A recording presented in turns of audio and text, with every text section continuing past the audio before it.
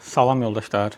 Deməli biz bugün Dostoyevski haqqında danışacağıq və bu onun yaradıcılığının və həyatının birinci hissəsini təşkil edəcək. Həmin bu birinci hissədə biz Dostoyevskinin sürgünə qədər və sürgündən sonra Cinayət Cəza romanının yazılması illərini nəzərdən keçirəcəyik. Demək, başlayaq görək Dostoyevski kimdir, nələr yazıb, onun həyatı hansı istiqamətdə dəyişib və bu dəyişikliklər onun həyatını necə təsir edib, onun ideoloji, siyasi görüşünü, ictimai mövcudluğunu hansı ölçüdə dəyişdirib. Ən ciddi əsəri, yaradıcılığının ən ciddi əsəri sözsüz ki, birinci əsərini biz qeyd eləyək, Yoxsul İnsanları.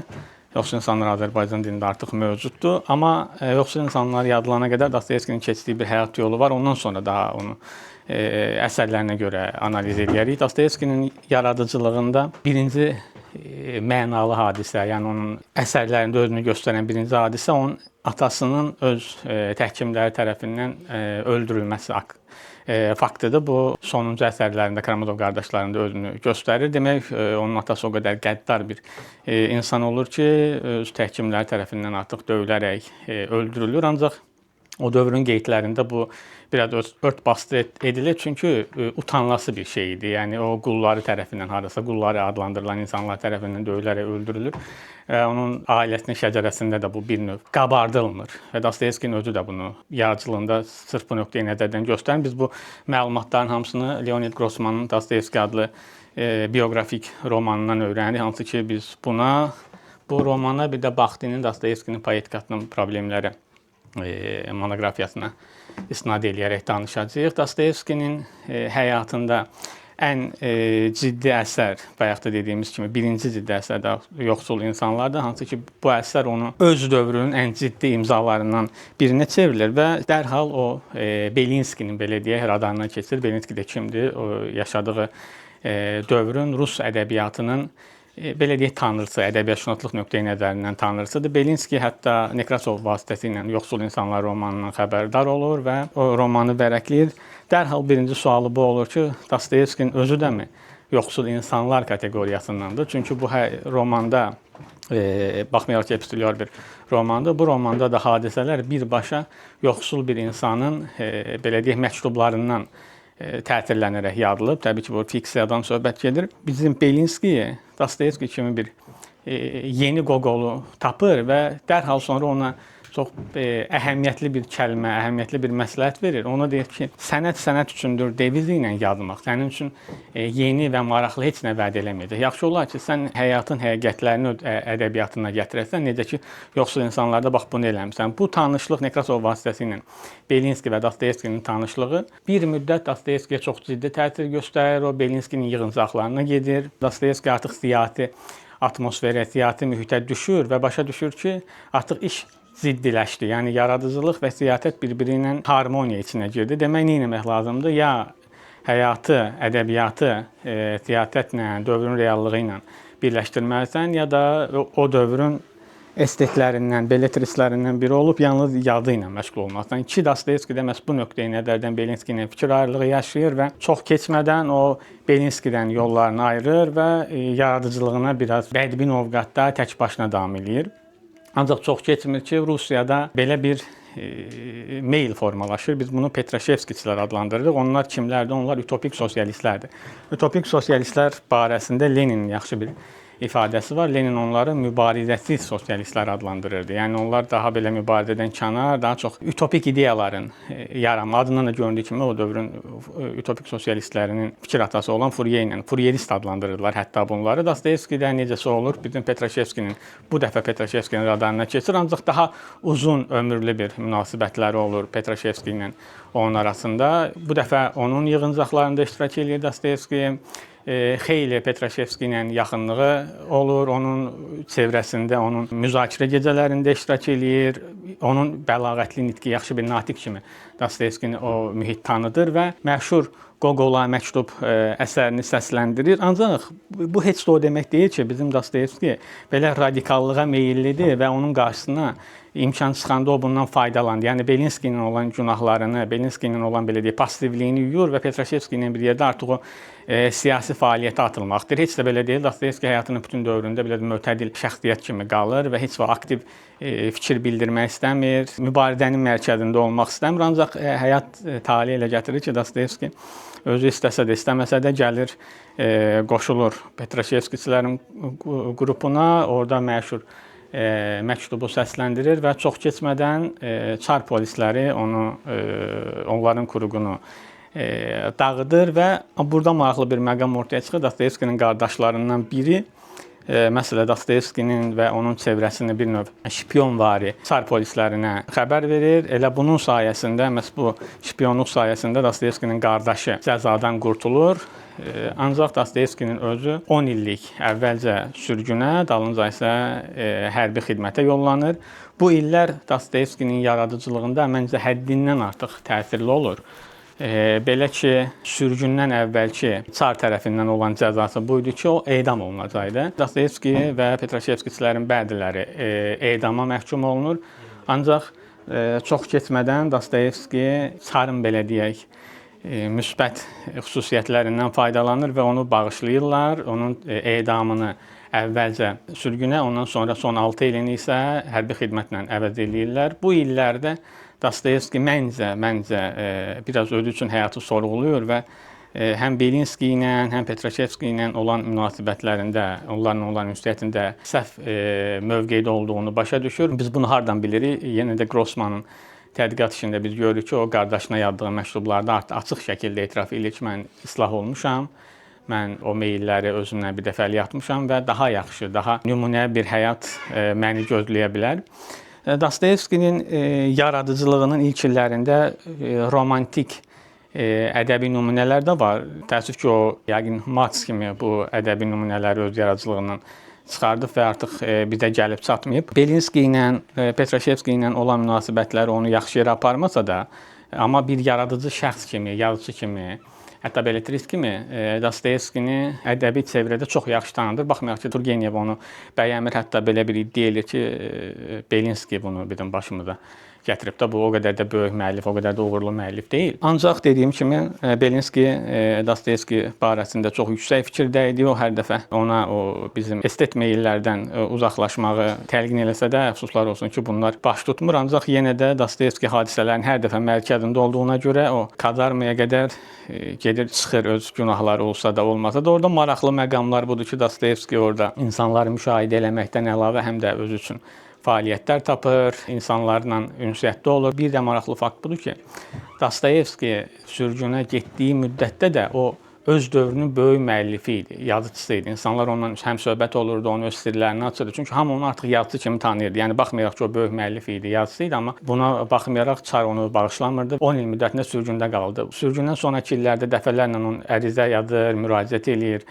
Peterburqa qayıtmaq istəyir, Rusiyanın Avropa olan hissəsindən keçməyə, ancaq bu çox sonralar, 10-15 il müddətindən sonra onu təzədən sivil həyata qayıtmağa icazə verirlər. Dostoyevskinin oradakı həbsdəki, sürgündəki illərində bir xeyli özünə məşğuliyyətlər tapır, qiymətli daşlar toplayır, Qırğızstan ərazisində olduğu müddətdə. Sonra bizim Dostoyevski necəsə olur artıq onun kazarma illəri bitir.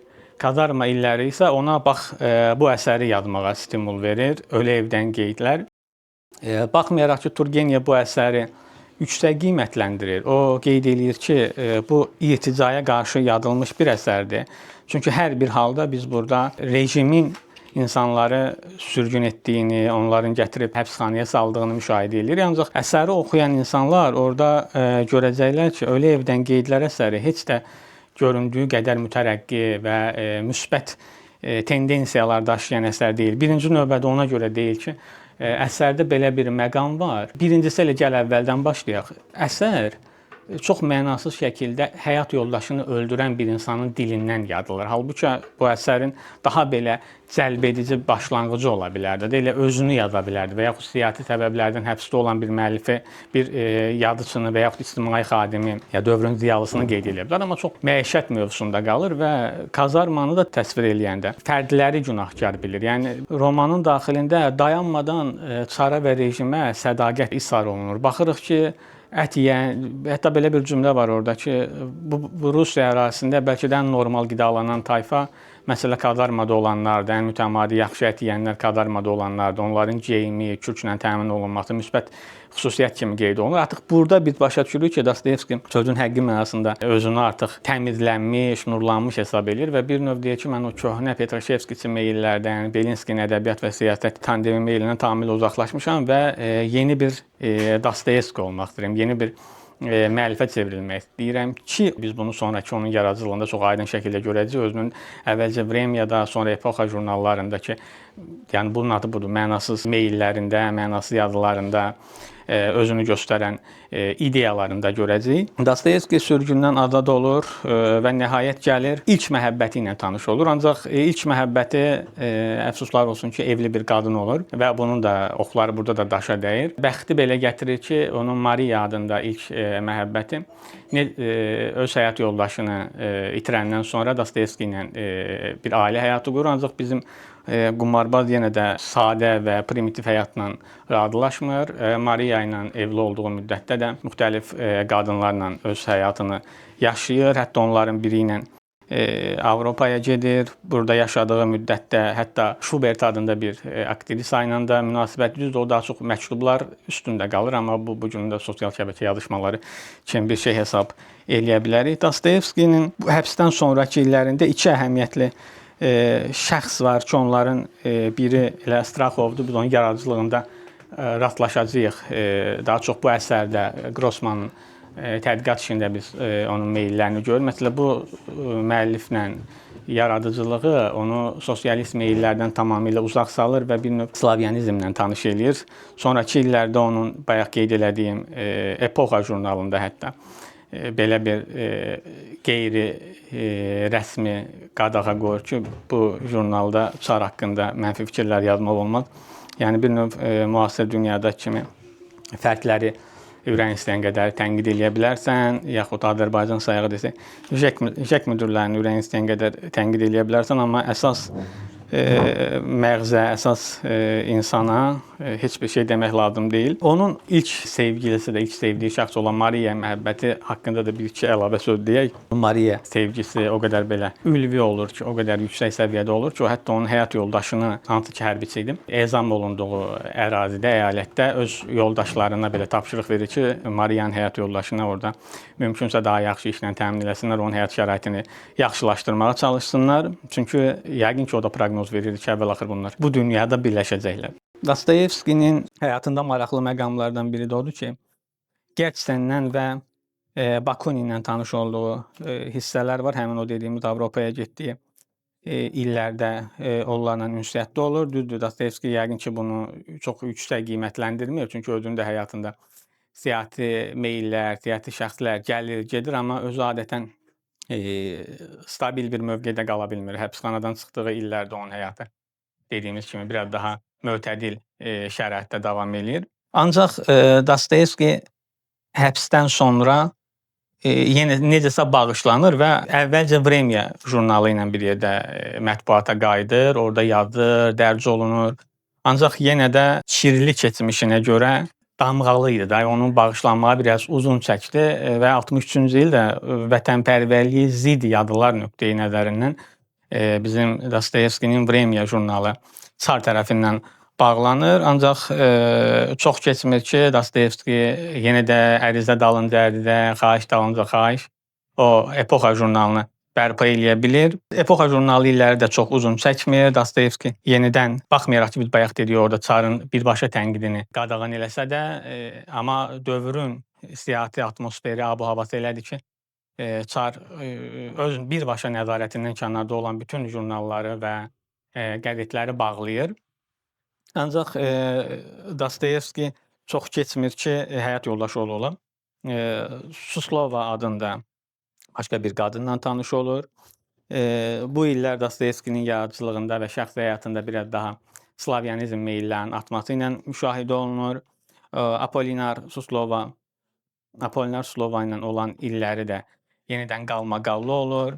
Hətta belə deyə Apolinar Suslova onunla evlənmək istəsə də bu da baş tutmur və məsələ budur ki, bizim bu Apolinar Suslovanın da həyatı o da işlər qaydasında getmir. O da öz sevgilisindən gözlədiyi məhəbbətin qarşılığını almır və belə bir meyil onda özünü göstərir ki, bu insan həyatda məhəbbətin qarşılığını tapa bilmir deyə Grossman bunu nəql eləyir. Həyatına bir məna qatmaq istəyir və başlayır artıq o siyasi mübarizənin daxilinə düşməyə, siyasiləşməyə, siyasi hadisələrin içində olmağa və Avropada olarkən Dostoyevski də onunla bərabər Avropadaydı və belə bir qərara gəlir ki, mən artıq bu rejimin ən böyük səbəbkarı olan çarı öldürmək istəyirəm. Bizim Dostoyevski isə təbii ki, bununla razılaşmır, onunla həmsöhbəti olur. Onların səyahəti boyunca bu qalmaqallar, bu get-gəllər davam eləyir. Hətta belə bir məqam olur ki, Apollinaire Slova bir keşişə öz günahları haqqında danışanda bunu da orada səsləndirir ki, bəs mən Rusiyadakı çarı öldürmək istəyirəm, ancaq bütün köhnə dünyanın şər qüvvələri həmişə bir yerdə olduğuna görə də çar da keşiş də razılaşmır, deyir ki, Aleksandr yaxşı bir insandır, onu öldürməyi mömin bir bəndə ağlına keçirməməlidir. Baxmayaraq ki, Mariya onun birinci həyat yoldaşı vərəm idi və ölürdü, ancaq Dostoyevski ona xəyanət eləmək istəmirdi, yəni həqiqi mənada xəyanət eləmək istəmirdi. Yəni o son günlərində ondan boşanmaq istəmirdi və bu səbəbdən Slova ilə də evlənə bilmirdi. Ona görə nə o məhəbbəti həyat yoldaşı normal özünü göstərir, həyat eşqi özünü göstərir, nə də ki bunda Slova ilə olan ünsiyyətləri uğurlu davam eləyir. Daha sonra Dostoyevskinin yaradıcılığında əhəmiyyətli bir hissə özünü göstərir. Bundan etibarən Dostoyevski bütün yaradıcılığında real həyatda tanıdığı insanları ədəbiyyatına, öz yaradıcılığındakı romanlara gətirməyə başlayır və birincisi də Slovadır. Slova onun qumarbaz romanında Polina obrazının prototipidir, onun həyata gəlmiş formasıdır. Epoxa jurnalı ilə bağlı nə qədər də Epoxa jurnalında özünü yaxşı tərəfdən göstərməyə çalışsa da, ancaq bayaq dediyimiz kimi o bircə dəfə artıq çarın radarında olduğuna görə növbəti jurnalda ona artıq icazə verilmir. Bir də maraqlı məqam onun Gizlindən Qeydlər adlı romanındadır. Gizlindən Qeydlər romanı Dostoyevski yaradıcılığının məncə demək olar ki, ən əhəmiyyətli romanlarından biridir. Biz burada ilk dəfə polifonik roman xüsusiyyətlərini görürük. Nədir bu polifonik roman? Polifonik roman elə bir roman növüdür ki, özündən əvvəlki bütün romanlarla ziddiyyət təşkil edir və təzə bir roman yaratmaq istəyir. Buradakı obrazlar birbaşa ictimai həyatın təzahürlərini özündə əks elətdirən insan nümunələri yox, insan psixologiyasının da işartılarını göstərir. Bax, Baxtinin bu tədqiqat işində sırf polifonik roman haqqında maraqlı qeydlər var. Polifonik roman barəsində hətta səhv eləmirəmsə Otto Kaus adında bir alman tədqiqatçı var, onun da çox maraqlı fikri var. O da belə bir fikir irəli sürür ki, məhz Dostoyevskinin bu polifonik roman anlayışı yalnız və yalnız kapitalizmdə özünü göstərə bilərdi. Kapitalist ictimai üsulunda, quruluşunda özünü göstərə bilər. Səbəb də budur ki, kapitalizmdə o qədər hər şeyin ayrı-ayrılıqda birləşməyi zəruridir ki, yəni əvvəl məsələn İslam dini və yaxud da xristian dini öz başına bir güc idi, qüvvə idi. Ancaq artıq kapitalizmdə hər şey cəmi iki yerə bölünməyə başladı. Yəni yalnız Marksın dediyi proletarlar və burjualar var idi. Və bu siyasi şəraitdə, bu ictimai mövcudluğun içində bunların hamısının birləşməyi, bunların hamısının çoxsəsliliyi, polifonik roman anlayışı məhz bu çoxsəslilik deməkdir. Polifonik romandakı bu çoxsəslilik yalnız kapitalist rejimdə özünü göstərə bilər ki, Dostoyevski də istəsə də, istəməsə də bunun avangardına çevrilməyi bacarır. Gizlindən Qeydlər romanında da məhz bu var. Bunu biz harda görürük? Birinci hissədə bu adsız qəhrəman özü nə qədər əzilsə də, öz sinif yoldaşları tərəfindən lənətlənsə də, biraz böcək kimi ona davranılsa da, sonrakı hissələrdə, daha sonra ikinci hissədə xüsusilə o başlayır artıq özü həmən ədə biləcək insanları əzməyə. Bax, bu ziddiyyət elə polifonik roman anlayışında çox ciddi bir işartıdır. Daha sonra Dostoyevskinin yaradıcılığında maraqlı məqam onun Turgenevlə və Çernyşevskinin olan münasibətidir. Turgenevin məşhur Atalar və Oğullar romanında nihilist obrazı, nihilist ovqatın, abu-havanın bədii nümunəsini görürük və bir növ tezisdir bu, bir insan tezisidir. Dalınca Çernyşevskinin Biz onun haqqında danışmışdıq burada. Nə etməli romanında Rəhmətov obrazı var. O ilk peşəkar inqilabçı obrazıdır ki, ədəbiyyata gəlib və burada həyatın bədii obrazın mənasını bir növ hərəkətdə, fəaliyyətdə olduğunu göstərir oxuculara və o dövrün Rus əhalisinə.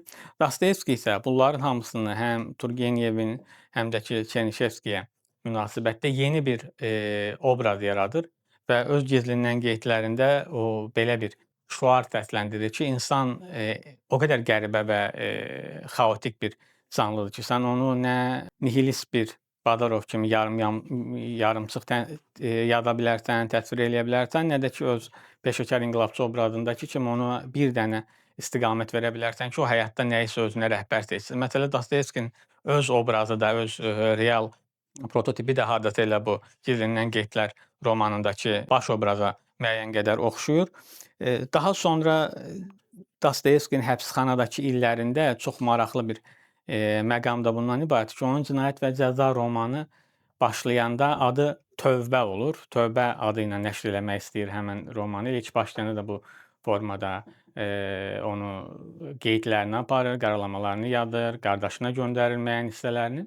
Ancaq sonradan o fransız ədəbiyyat nümunələrindən birini oxuyur və orada hardasa bax öz əsərinin Cinayət və Cəzanın motivinə oxşar bir mövzu görür və başlayır oradan təsirlənməyə. Bir dənə də o Qorya Ata romanında belə bir hissə oxuyur ki, bir Çinli bir məmuru öldürmək istəyən bir tələbə var. O deyir ki, bəs bu qədər pulun qarşılığında, yəni bu qədər başqa insanları xilas eləməyin qarşılığında bir dənə insanı öldürməkdə belə xüsusi bir əxlaqsızlıq görmək olarmı, tapmaq olarmı? Məhz o cümlə, o hissə Dostoyevskinin Raskolnikovun bütün roman boyu axtardığı elə sualın cavabıdır müəyyən qədər. Bundan başqa Dostoyevskidən Marfa adlı bir qadın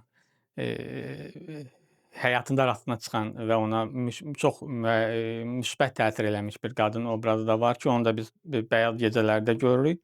Bir də Dostoyevskinin jurnalına iki bacı dayanmadan xüsusilə epoxaya yazılar göndərir. Dostoyevski onlarla tanış olmaq istəyir və Anna adında böyük bacıya qarşı məhəbbət bəsləyir. Elə bir məqam gəlir ki, artıq Dostoyevski onların evinə getməyə başlayır. Ataları ona icazə verir ki, Dostoyevski bu qızların həm yaradıcılığını belə təftиш eləsin, onlara yaxşı şeyləri, yazmağın müsbət üsullarını öyrətsin. Ancaq bu illərdə böyük bacı Dostoyevskinin məhəbbəti olduğu ərəfələrdə digər kiçik bacı özü də Dostoyevskini sevir. Belə bir məqam da var, yaşanır orada ki, Dostoyevski öz sevgisini bildirəndə, Annaya öz sevgisini bildirəndə onun bacısı bunu görür və elə gündəliyində bu qeydləri eləyir. Grossman da məhz o gündəliklərdən təsirlənərək bu hissələri Dostoyevskinin yaradıcılığında qeyd edir. Annanın özü də çox maraqlı bir obrazdır. O sonralar Fransada, Paris Kommunasında olur, orada mübarizədə aktiv iştirak eləyir, inqilabçı bir gənclə evlənir və sonrakı illərdə daha çox akademik fəaliyyətlə məşğul olur. Cinayət Cəza bayaq dediyimiz kimi Tövbə adı ilə yazılmağa başlansa da, amma hardasa bir 15 illik yaradıcılığın və düşünmənin məhsulu kimi ortaya çıxır. Bu 15 ildə Dostoyevskinin fikirləri müəyyən qədər dəyişir, dəyişmir. Bəziləri Cinayət Cəzanı birbaşa bir detektiv roman hesab eləyir, ancaq onun yaradıcılığında biz bu meyli, yəni bu detektivliyi səsləndirməyimiz biraz qəribə, biraz naşı çıxar. Çünki Dostoyevski birbaşa insan psixologiyası ilə və insan obrazı ilə işləyən bir müəllifdir. Cinayət Cəza romanı da Çarın senzurasına məruz qalır. Bir xeyli hissələr kəsilir. Dostoyevski özü bu kəsilən hissələr barəsində kifayət qədər get-gələ düşür. Onun ən böyük problemi məhz dinlə bağlı. Çünki xristianlıq Çar Rusiyasının əsasını təşkil eləyirdi. Onun bəzi fikirləri isə orada üst-üstə düşürdü, düşmürdü. Bəziləri kəsilirdi, götürülürdü və uzun senzuralardan sonra nəhayət roman da çap olunur.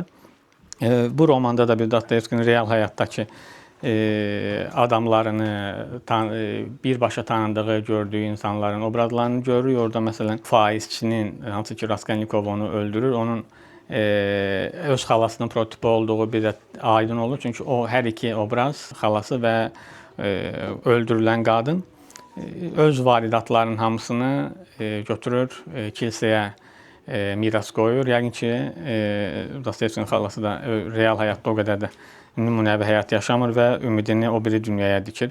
Orada yaşamaq istəyir.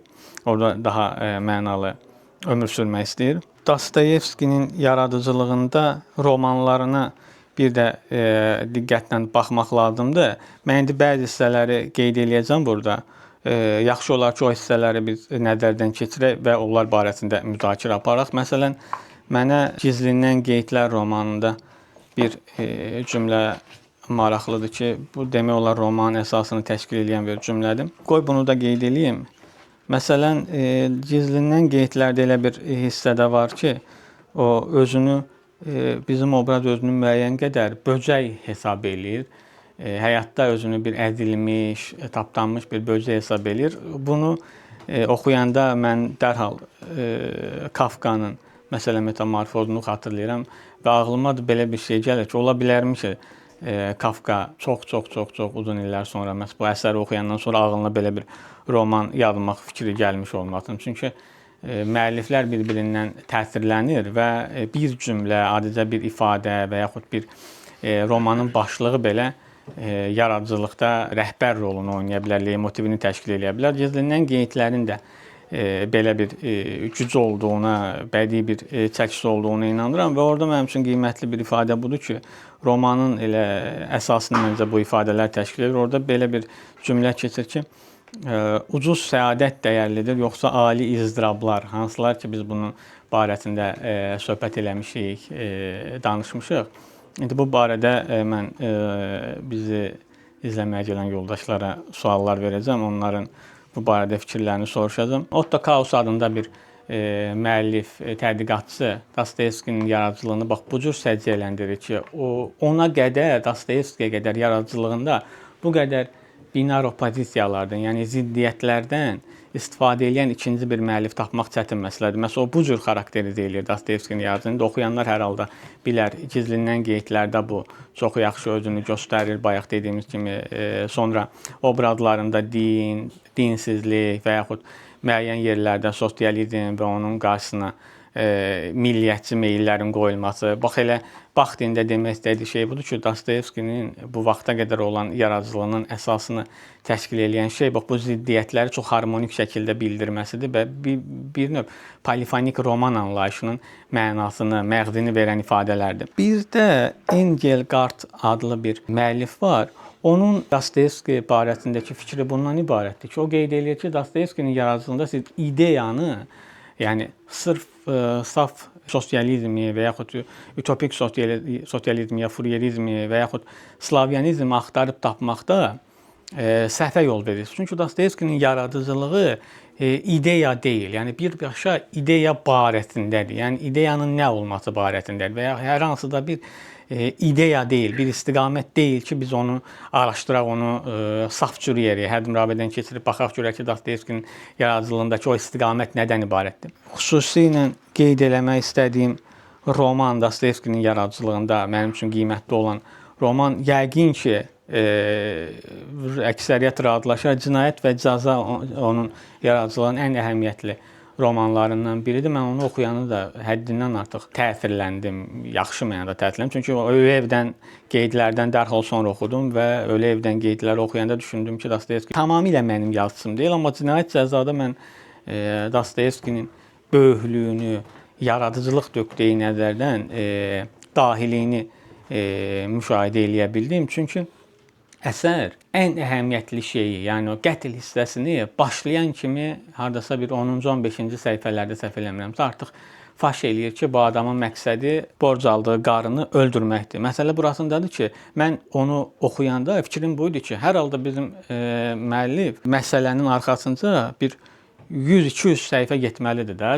Çünki bu adam onsuz da qalın roman yazmağının birinci səbəbi odur ki, o bunlara görə məvacib alır, bunlardan həyatda qalır və bu ilk səhifələrdən bunu verir və ondan sonra dayanmadan bütün obrazlarının psixologiyası ilə məşğul olmağa başlayır. Sanki roman yox, başdan ayağa psixoloji bir əsər oxuyursan. Yəni orada məni təəccübləndirən, təəccübümə ən çox səbəb olan məsələ başlayan kimi ən əhəmiyyətli, yəni əlində olan o şirinlikləndirici şeyi elə ilk səhifələrdəcə oxucuya təqdim eləyir və oxucu artıq bəllidir ki, nədir də. Yəni əsərdə qətl var, qətlin səbəbi bəllidir, qətlin motivi bəllidir, qətlin bütün detalları tamamilə bəllidir və bütün roman bax bu araşdırma üstündə gedir və burada heç bir sual altında olan məqam yoxdur da, hər şey bəllidir. Bir də Cinayət Cəza romanını bəziləri öz dövrünün romanı yox, keçmiş 20-30 il əvvəlin romanı kimi xarakterizə eləyirlər. Düzdür, baş verən hadisələr ondan əlaqəlidir. Orada böyük bir pul krizisi var Çar Rusiyyasında. Bax, onunla əlaqəli bir xeyli insan əziyyət çəkir. Daha çox Rus proletariatı əziyyət çəkir. Raskolnikov da məhz onların sırasındadır, əziyyət çəkən insanların sırasındadır. Ancaq bəziləri elə düşünür ki, burada daha çox, belə deyək, antikapitalist meyil tapmaq çətindir. Ancaq romanı oxuyanda sən Raskolnikovun nəyə görə qətl törətdiyini da başa düşsən də bu maddi bir problem var. Onun həlli üçün bunu yerinə yetirməlidir. Burada da Dostoyevskinin özünün maraqlı bir fikri var ki, o ədəbiyyat barəsində nə qədər estet olsa da yaxşı bir statı budur ki, ədəbiyyat öz dövrünü əks elətdirməlidir. Yəni öz dövründə baş verənlər nədirsə, onlardan yazmalıdır, onlardan qaynaqlanmalıdır ki, yaradıcılığında da bunu çox rahat şəkildə müşahidə eləyə bilirik. Dostoyevskinin burada qeyd elədiyim əsərlərindən başqa biz demişik 2 hissəli nəzərdə tuturuq bu mühadirəni. İkincisi də onun daha belə samballı əsərlərini, daha belə artıq yetkinlik dövrü əsərlərini nəzərdə tuturuq. Çünki yəqin ki, özü də razılaşmaz ki, onun yaradıcılığı Cinayət və Cəzayla yekunlaşsın. Karamazov qardaşları, İdiot, Yeniyetmə, alçaldılmış və təhqir edilmiş insanlar da kifayət qədər Dostoyevskini əks elətdirən romanlardır. İndi belə yekunlaşdırmaq lazım olacaqsa, Dostoyevskini həbsxanaya qədər olan hissəsi olduqca mütərəqqidir. O nə qədər də dedik hadisələrin içində olmaq istəməsə də, ancaq Fourieristlərlə, Petroşevskiçilərlə bir yerdə olduğu müddətdə o cəzasını çəkmək məcburiyyətində qalır. Ondan sonraki illərdə o artıq tamamilə islah olur. Həbsxanadan, kadarmadan çıxandan sonra slavyanizmlə məşğul olmağa başlayır və elə hesab edir ki, Ruslar və yaxud Slavyanlar hansısa bir göydən düşmə varlıqlardır. Onları müdafiə eləmək, onların qayğısını çəkmək daha yaxşı olar. Belə yekunlaşdıraq ki, Dostoyevskinin bu illərini daha dərindən başa düşmək üçün birinci növbədə yaxşı olar ki, hər kəs yoxsul insanlardan başlasın ki, Dostoyevski bədii çevrəyə, bədii ədəbiyyata hansı əsərlə gəlib və məhz bu əsər sayəsində o necə demək lazımsa məşhurlaşıb və Belinskinin himayəsi altına girib, hansı ki, Turgenev bayaq da dediyimiz kimi onunla razılaşmırdı ki, bu əsər həddindən artıq şişirdilmiş bir əsərdir. Yoxsul insanlardan sonra artıq Dostoyevskinin güzaranı yaxşı olmadığına görə o həbsxana illərinə baxmaq lazımdır. Orada artıq Ölü evdən qeydləri oxumaq olar, ancaq o nöqteyi nəzərdən oxumaq olar ki, Dostoyevskinin həyatında baş verən hadisələrin nə qədər keşməkeşli və dəyişdirici olduğunu başa düşsünlər və nəhayət sonuncu əsər məhz bu illərin ideoloji yekunu kimi Cinayət Cəzanı oxumaq lazımdır. Bununla bir yerdə artıq Dostoyevskinin mənim şəxsi düşüncəmdir ki, onun yaradıcılığının və həyat fəaliyyətinin birinci hissəsini yekunlaşdırırıq. Ondan sonra artıq davam edən hissələr Dostoyevskinin bu gün bizim tanıdığımız həqiqi Dostoyevskinin obrazı ilə tanış olacağıq. O dediyimiz əhəmiyyətli 3 əsər, alçaldılmış, təhqir edilmiş insanlar romanı. Bununla bir yerdə artıq Dostoyevskinin yaradıcılığını birinci hissəsini yekunlaşdırırıq. Növbəti ikinci hissədə bizim hər birimizin və müasir dünyanın tanıdığı Dostoyevski ilə tanış olacağıq və bir növ yenidən onunla bağlı hadisələri tapşırıq eləyəcəyik. İndi mən düşünürəm ki, yekunlaşdıraq. Çünki burada olan hər kəs Dostoyevskidən heç olmasa bir əsər oxuyub, mən onların fikirlərini dəyişdirmək istəyirəm və mənim səsləndirdiyim fikirlərlə bağlı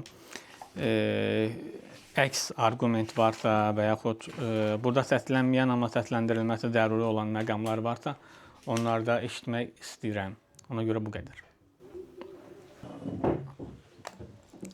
Mənə maraqlıdır ki, zalda əyləşənlər Dostoyevskinin ümumiyyətlə hansı əsərini oxuyublar? Mən Dostoyevskinin yaradıcılığında sadəcə Gizlindən qeydlər əsərini oxumuşam. Amma orada əsas diqqətimi çəkən məqam odur ki, insanların belə deyək, özlərini belə etiraf eləmək istəyir. Yəni çox real şəkildə təsvir eləyir insanları. Narahat edici dərəcədə real şəkildə təsvir eləyir. Yəni insan özünə belə etiraf eləmədiyi hisslərini bəlkə də orada göstərir və oxuyandan sonra insan özündən də bir şeylər orada gördüyü üçün özündən də müəyyən qədər iyrənməyə başlayır. Mənim ən belə diqqətimi çəkən tərəfi bu idi. Dostoyevskinin əsərində. İdiot əsərini. Orada əslində müəyyən Nastasya Filipovna çox xoşuma gəlmişdi o obraz. Çünki cəmiyyətin ləkələdiyi qadın obrazı idi və idiot ona aşiq olur. Əslində orada yekun nəticə odur ki, idiot belə deyim də, saf biri idi və əsas ideyam məncə odur ki, elə bir insan bu dünyada yaşaması çətindir məncə. Yəni mənim üçün qəşəng roman idi, belə deyim, onu oxumuşdum. Dostoyevskinin bir sıra əsərlərini oxumuşam. Böyük romanları istisna etmək məcburiyyətində qalacağam. Məsələn, Cinayət və Cəzadır, onlar barədə Karamazov qardaşlarıdır, İdiotdur. Bunlar barədə yalnız məqalələr səviyyəsində oxumuşam, mütaliəm var. Amma məsələn, mən bayaq da Yusiflə danışanda qeyd elədim ki, Dostoyevski əsas ideallarını, əsas fikirlərini biz böyük romanlarda çox da axtarmasaq yaxşıdır. Yəni kiçik əsərlərdə də kifayət qədər əsas təsvirlər və fikirlər ifadə olunub. Məsələn, örnək verək, mən Dostoyevskinin Danilevskidən çox təsirləndiyini iddia eləyəcəm. Danilevski məsələn sivilizasiyalar nəzəriyyəsində göstərir ki, 10 sivilizasiya var, yəni sonuncusu Roman sivilizasiyasıdır. Qərb Roma katolisizmini əsas götürən və yalnız Rusiya və Avropa əsəridir, əsərin adı yeri gəlmişkən. Və yalnız rusların mənəvi inkişafından sonra yeni bir sivilizasiya ortaya çıxacaq. Rus sivilizasiyası Avropaya qarşı dayanacaq, şərqi öz əsarətinə alacaq, şərqin o təbii sərvətlərindən, mənəvi ideallarından təsirlənəcək və ortodoksal xristianlığı təməl olaraq dünyaya hökmran olacaq, həqiqəti gətirəcək. Böyük bir mübarizə modeli var, böyük bir müharibə baş verəcək və ondan sonra ruslar dünyaya öz kollektivizmlərini, qərbin məninə qarşı şərqin bizini ortaya qoyacaq və həqiqi qardaşlıq gələcək. Amma nə dərəcədə ziddiyyətli olduğunu görürük. Çünki ortodoksal xristianlığın dövlətdə təmsili biraz qəribə səslənir. Yəni dünyəvi bir dövlət və ortodoksal xristianlıq təzaddır mənə elə gəlir. Bundan əlavə də bu ideallar özlüyündə məsələn müharibəyə çağırış olaraq əslində sülhü istisna edir, sülhə zidd çıxır və Dostoyevskinin kiçik əsərlərindən Gülməli adamın yuxusunda qeyd olunur. Bir cənnət modeli təsvir olunur orada. Sonra insanlar arasında yalan yayılır, günahlar yayılır və cənnət pozulur. Əslində bu da simvolikadır. Ən güclü simvolikalardan biri Qumarbaz romanındakı qumarxanadır. Orada məsələn görürük ki, qərbləşmiş slavyanlara bir aşağı kimi baxır Dostoyevski. Zaten öyle qeydlərdə də var. Polyaklar və çexlərə bir belə deyək, istehza ilə yanaşır. Qumarbazda da çexlər və səhv etmirəmsə polyaklar qumarxananın belə deyək, yaltaqlarıdır. Kim pul qazanır, qaçır onun yanına, ona təskinlik verməyə, daha doğrusu ona belə deyək, təbrik eləməyə qaçır onun yanına. Və belə əsərlərində qumarxana konkret simvolikadır orada. Fransız var, ləyaqətsiz bir obraz kimi təsvir olunur və Dostoyevskinin ümumiyyətlə yaradıcılığında görürük ki, Avropa sanki ölmüş bir yerdir. Karamazov qardaşlarda da var, səhv etmirəmsə ki, qardaşlardan biri deyir ki, Avropaya gedəcəm və yıxılacam, onun yerini qucaqlayacam, məzarlıqmış kimi ağlayacam onların dərdinə ki, artıq bitdi, keçdi onların zamanı, gələcək yeni zaman. Və bu cəhətdən Alman millətçiliyi ilə Dostoyevski Rus millətçiliyi paralel gedir. Yəni Konstantinopol ələ keçiriləcək, Qreklər Yunanlarla birlikdə qardaşcasına biz dünyaya mədəniyyət gətirəcəyik. Yəni belə idealları var. Ona görə də mən sənin bayaq qeyd etdiyin o səadətmi yaxşıdır, yoxsa ali istirablarmı sualına Dostoyevskinin heç vaxt cavab verə bilməyəcəyini düşünürəm. Çünki onun nəzərdə tutduğu ali istirablar həm özünün də inanırmış kimi göstərdiyi xristianlığa ziddir, ortodoksal xristianlığa, həm də o qədər də ali deyil, yəni barbarlığı özündə əhatə eləyir. Çünki böyük müharibə özdə qardaşlıq gətirməyi biraz məntiqsizdir. Dostoyevskinin Bəyaz Gecələr adlı əsərini oxumuşdum. Orada Sankt-Peterburqda bir dənə qadına aşiq olunur. Əslində qadının adını orada bildirmirlər də. Əslində qadının da ona qarşı bir hissləri olur. Amma əslində Dostoyevski baş personajı elə yaradıb ki, sanki həqiqətən qadın ona güclü bir şəkildə aşiqdir və sadəcə onu istəyir. Amma baş personajı görürük ki, hər şeyi xəyali olaraq qurub, yəni beynində qurur ki, sanki onu sevir, həmişə onunla bir yerdə olacaq. Amma Dostoyevskinin xüsusən də bu qeyd elədiyi şeyi sevirəm ki, qız əslində başqa birinə aşiqdir. Sadəcə onu, necə deyirlər, əldə tutmağa çalışırdı. Yəni, bu da göstərir ki, insan əslində xəyal dünyasından fərqli bir şeylər də var. Yəni, sadəcə bəzi insanlar sadəcə xəyallarında yaşayır. Qarelovun bir məqaləsi var. Dostoyevskinin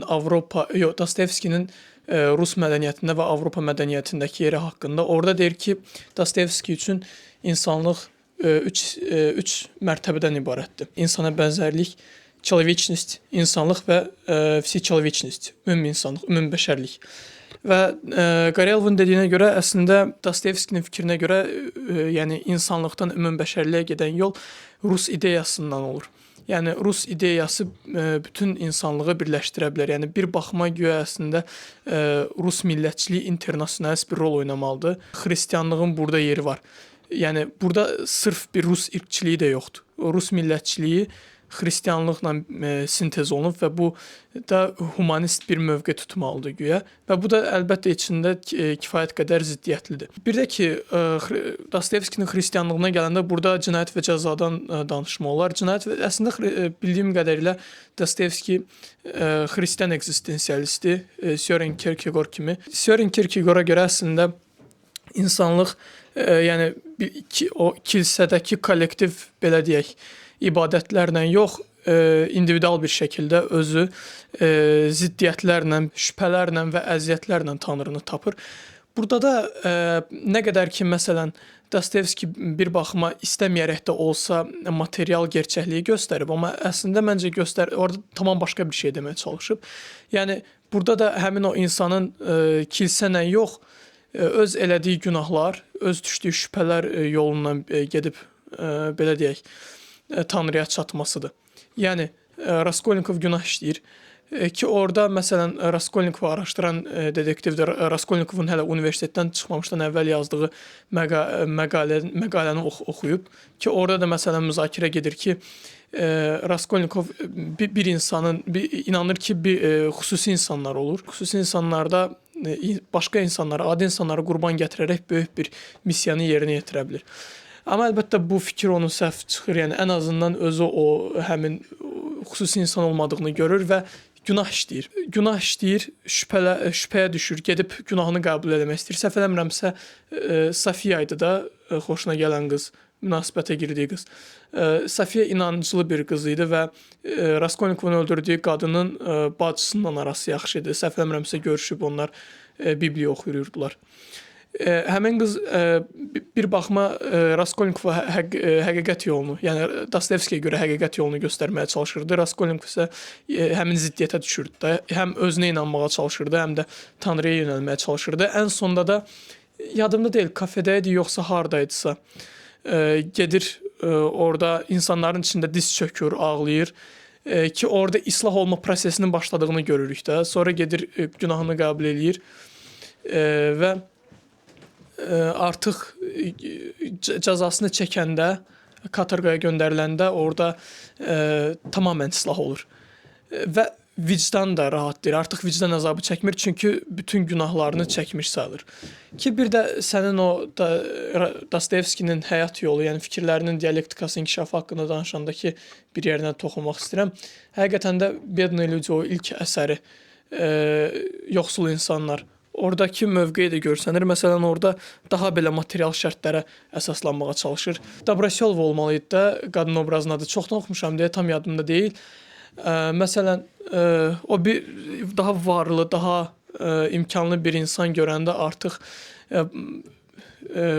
onu çox istəyən baş rolu buraxıb həmin insanın arxasınca gedir və ümumiyyətlə həmin o kasıb obrazın nə qədər əziyyət çəkdiyini, iyerarxiyada üstdə olan insanlar tərəfindən nə qədər əzildiyini, alçaldıldığını göstərir. Amma əlbəttə daha sonrakı əsərlərində yenə o xristian ekzistensializmi, onun Rus millətçiliyi və s. dəyişimi görsənir və bir də Rus millətçiliyində də son bir şey əlavə eləmək istəyirdim ki, daha sonra Dostoyevski Blinskinin millətçiliyini, səhv eləmirəmsə, hansı Blinski tam millətçi idi yoxsa yox, çünki o tip bir şey tənqid eləmişdi, deyirdi ki, onun Rus millətçi. Furyerist demişdin, amma bilmirəm, hansısa məqalə görmüşdüm. Açıq kitabxanada bir kitab var idi belə, Dostoyevskinin məqalələri. Orada deyir ki, deyəsən Blinski deyirdi, ya da bəlkə mən səhv oxumuş ola bilərəm. Onun millətçiliyi kvas və turpdan ibarətdir. kimi bir tənqid vermişdi. Mən danışanda pərakəndə danışıram. Sistemli düşünməyə çalışsam da pərakəndə danışıram deyə qeyd eləmədim. Məsələn, irqçiliyin olmaması əsassızdır. Dostoyevskidə konkret irqçilik var. Çünki onsuz da qərb xristianlarını, daha doğrusu şərq slavyanlarının istisnası irqçilikdən qaynaqlanan bir şeydir ki, siz ali irqin çərçivələrindən kənara çıxmısınız, polyaklar və çexlər olaraq. Siz Rus xalqına uyğun getmirsiniz də, davranmırsınız. Bu məsələ var. Yəni ona görə Dostoyevski kifayət qədər irqçi adamdır. Hətta məsələn yəhudilərə nifrəti var onun. Bu hətta iddia olunur ki, Hitler öz əsaslarını hazırlayanda yəhudilərə nifrətdə Dostoyevskidən təsirlənib. Çünki yəhudilərin Avropadakı kapital sahibliyi ikisində də ortaq şəkildə qeyd olunur. Bunlardan əlavə də bir məsələ var ki, irqçi ilə bağlı bunu mütləq qeyd etməliyik. Dostoyevskidə türklərə nifrət var. Bu açıq-aydın görünür. Konstantinopolun türklərdən alınmasının məcburiyyəti var. Və məsələn şərqi açıq istismara uyğun bir yer kimi göstərir. Yəni konkret irqçiliyin bütün əlamətləri məncə görünür. Bunları da istinad kimi Alman Yəhudi mənşəli Amerikalı millət araşdırmaçısı var. Hans Kohn olmalıdır, səhv etmirəmsə adı. Ona istinad eləyə bilərik. Bir də Cinayət və Cəzanın məncə adında bir simvolika var. Bayaq biz yoldaşlarla müzakirə etdik bu barədə. Cinayət və Cəza tərcümə olunanda məsələn türkcə suç və cəza kimi gedir. Və biz burada cinayət anlayışını həm hüquqi perspektivdən, həm də bir mənəvi perspektivdən analiz edə bilirik də. Günah və cəza kimi də qeyd edə bilərik bunu. Çünki orada axıra sonlara doğru biz baş personajın bir növ həbsdə günahının çəkməsi və belə deyək, günahının yuyulması motivini görə bilirik. Bu Ölevdən qeydlərdə də Yusifin dediyi kimi ola bilər ki, təsvir olunsun. Yəni sanki Platonun, Sokratın qeydlərində də var ki, həbs cəzaya doğru getmək, cəzanı çəkməyə doğru getmək insanı biraz təmizləyirmiş kimi mövqeyi var Dostoyevskinin. Bu qədər, təşəkkür edirəm. Belə yoxsul insanlardan bəri götürsək, onsuz bu siyasi ictimai xadim kimi Dostoyevskidən siz, digər yoldaşlar lazımıca danışdılar. Mənə daha çox həmişə oxuyanda Dostoyevskinin emosional və duyğusal tərəfləri maraqlı olub. İnsana aid olan tərəfləri. Düzdür, insanı ideologiyadan, siyasətdən, cəmiyyətdən təcrid şəkildə fikirləşmək olmaz, amma insan bir növ öz daxilinə dönəndə, özü ilə üzləşəndə, o güzgüdə gördüyü mən necədir, bununla qarşılaşanda necə hiss eləyir, hansı duyğuları keçirir. Məncə bunu təsvir etməkdə bir ustaddır Dostoyevski. Çünki onun əsərlərinə baxırsan, mən həmişə onu oxuyanda iki qrupa ayırırdım. Dostoyevskinin içinə qayıtdığı əsərlər və bir də çölə döndüyü əsərlər. Haçan ki çölə dönür, onda ictimaiyyətin problemlərinə fikir verir, daha çox ilkin dövründə, o sosializmə meyilli olduğu dövrlərdə. Adicə oxşar romanın özündə belə hansısa ictimai ədalətsizliyə qarşı bir etiraz hiss olunur onun romanında. Orada o şəxsiyyətin ikiləşməsi məsələsi filan. Amma digərlərində, misal üçün yer altından qeydlərdə mənim üçün həmişə daha çox maraqlı olan insanın daxili dünyası olub. Bayaq başqa dostumuz da dedi. İnsanın bir növ özünə etiraf eləmədiyi şeyləri Dostoyevski rahat bir şəkildə yazıb orada. Yəni, oxuduqca biraz belə millətdən, ideyadan təcridi olaraq yanaşanda görsən ki, bu şeyləri haçansa mən də hiss eləmişəm. Və elə olanda sənə elə gəlir ki, bu şeylər təkcə sənin duyğularındır. Amma görürsən ki, bu səndən 2 əsr əvvəl yaşamış bir adamda da var imiş. Belə duyğular filan. Və onun yaradıcılığında yer altından qeydlər məncə çox önəmlidir. Təkcə özü üçün yox, ümumi ondan sonra yaranan incəsənət tarixi üçün. Çünki yer altından qeydlər bir növ underground dediyimiz ədəbiyyatın da başlanğıcı sayıla bilər bəzi yanaşmalarda. Və yeraltı insanının da, o romanın qəhrəmanının da belə bir xüsusiyyəti var ki, bu adam hər nə qədər cəmiyyət tərəfindən əzilsə də, dostlar tərəfindən yoldaşlıqda çıxdaş olunsa da, özünün buna layiq olduğunu düşünmür. Bu cəhətdən məncə, misal üçün, Dazaydan və ya Kafkadan fərqlənir. O insanlar deyirlər ki, mən pis insanım, buna layiqəm və təcrid olunmuşam. Amma Dostoyevskinin yeraltı adamı sanki deyir ki, onlar mənim qədrimi bilmirlər sadəcə. Mən dəyərliyəm, onlarda bunu görəcək göz yoxdur və mən buna görə əziyyət çəkirəm. Bir də bundan əlavə dostlarını bir yana qoysaq, öz içində də nə qədər dilemmaları var bu adamın. Necə ən sonunda o evinə gələn fahişəyi qucaqlayıb icazə vermirlər, mənim yaxşı insan olmağıma icazə vermirlər deyə bir fəryad eləyir. Məncə romanın əsas məğzi ilə bu fəryaddan ibarətdir. Başqa danışmağa çox şey var, amma belə. Bundan başlamaq lazımdır ki, çox sadə, bəsit bir həqiqət var. İstənilən dövrdə hakim ideyalar, cəmiyyətdə hakim olan ideyalar hakim siniflərin ideyalarıdır. Və Dostoyevskinin əsərlərinə çoxlu ağır qatmənalar yükləməzdən öncə düşünməliyik ki, Dostoyevski hansı dövrdə yaşayırdı və onun çevrəsi və eyni zamanda onun yaşadığı cəmiyyətin quruluşu necə idi və həmin quruluşda hansı ideyalar hökmran idi. Dostoyevski təbii ki, şəhər mühitində formalaşan bir şəxsdir. Moskvadan anadan olub və gənc illərini burada yaşayaraq və öz dövrü üçün çox yaxşı bir təhsil alaraq, yəni hərbi təhsil alıb, səhv eləmirəmsə hərbi mühəndis təhsil alıbdı və bu təhsil həmin dövr üçün Çar imperiyasında yaşayanların, insanların mütləq əksəriyyətinə əlçatmaz bir təhsil idi. Hərbi mühəndis üzrə təhsil almış, hətta bu sahədə qısa bir müddət işləyəndən sonra yaradıcılığa meyli onu bu sahədən uzaqlaşdırıb məhz ədəbiyyatın içərisinə, ədəbiyyatın ünvanına gətirmişdi. Və Dostoyevskinin yaradıcılığının ilk əsərləri haqqında danışanda əslində bu dövrdə mənə elə gəlir ki, sırf 1850-ci ilə qədər olan dövrü fərqləndirsək, sənin 5 əsər var. Yəni məqalələri, yazıları kənara qoysaq və onun birinci ciddi əsəri təbii ki, Yoxsul insanlardır. Mən belə deyim, böyüdüyüm evdə böyük rus dilli kitabxana olduğuna görə məktəb yaşlarında oxumalı olmadığım əsərləri oxumuşam və Cinayət və Cəza Dostoyevskinin oxuduğum ilk əsəri idi. Amma sonralar 18, 20, 21 yaşlarda bir növ eksistensializm mənə daha çox maraq göstərəndə həmin dövrdə Dostoyevski təbii ki, xüsusi maraq kəsb edirdi mənim üçün və həmin dövrdə yenidən oxumağa başladım Dostoyevskini. Sonra hətta Karamazov qardaşları uzun illər mənim üçün ədəbiyyatın bir növ Everesti idi. Sonradan bunu aşa bildim xoşbəxtlikdən. Geriyə qayıtsaq, Dostoyevskinin Yoxsul İnsanlar əsəri ilk əsəridir onun, ciddi və onu tanıdan bir növ Dostoyevski edən ilk əsər məhz budur və həmin əsəri çox vaxt təəssüf ki, bizim cəbhədə olan şəxslər, məsələn Mixail Baxtin kimi ədəbiyyatşünaslar, marksist ədəbiyyatşünaslar onun gənc illərində sosialist ideyalara marağı kimi göstərirlər. Ev sahibəsi əsərində Ardunovu görürük ki, orada da yəni Dostoyevskinin sonrakı əsərlərində də istifadə edəcək bir fənd var. Yəni oxucu bilmir ki, onun oxuduqları həqiqətən reallıqda baş verənlərdir, yoxsa personajların xülyasıdır. Və burada yəni bu ideyanı ilk dəfə özü üçün formalaşdırdı Dostoyevski və onun yarımçıq qalan əsəri var ki, Netoska Nezvanovna. Burada əslində məhz kiçik adam ideyası Dostoyevskinin ilk yaradıcılıq dövründə demək olar ki, formalaşması başa çatır. Bu əsər yarımçıq qalmış əsərdir əslində. Amma burada həmin o kiçik adam nədir sualına daha aydın cavab tapa bilirik. Deməli, Netoska Nezvanovnanın ögey atası var, Yefimov adlı bir şəxsdir və həmin Yefimovun özünü dahi hesab edir və ətrafındakı hər kəs də ona bir növ dahi kimi baxır. Amma o özünü reallaşdıra bilməmiş insandır. Yəni necə ki, bu günləri Azərbaycanda gənclər özlərini reallaşdıra bilmirlər, maddi reallıqlardan, sosial reallıqlardan və s. Həmin əsərində personajı bir növ bütün intellektual genişliyinə baxmayaraq və özü haqqında təsəvvür etdiyi ideyalara baxmayaraq özünü reallaşdıra bilməyən bir insandır və onun faciəsini burada görürük. Yəni böyük sistem içində kiçik insan necə əhəmiyyətsiz, necə xırda bir fiqurdur. Və bundan sonra Dostoyevskinin bildiyimiz sürgün illəri başlayır. Əslində qırılma nöqtəsidir məncə Dostoyevskinin yaradıcılığında və həyatında.